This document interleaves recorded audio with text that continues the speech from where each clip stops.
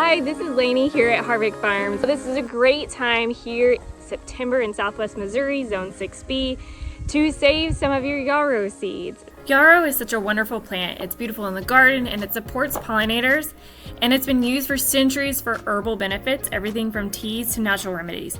And today I'm going to show you how to collect those seeds so you can grow your own.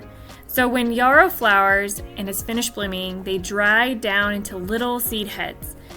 You'll know when they're ready when they're brown, dry, and a little bit crumbly, and that's when you can harvest. All you need to do is rub the flower head between your hands and the seeds will fall right out. It's simple, but I also recommend doing this over a bowl or a paper bag so you don't lose any of those tiny seeds.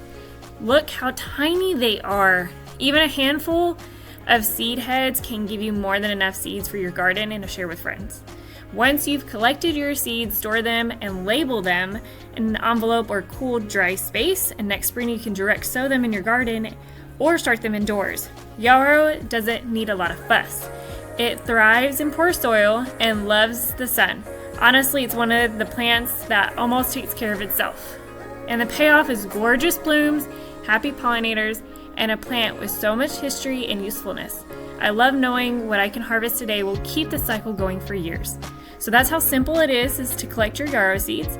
If you just give it a try, I love to hear how it goes in your own garden. Thanks for joining me here at Harvick Farms, and we're always learning, inspiring, and growing together. See you next time.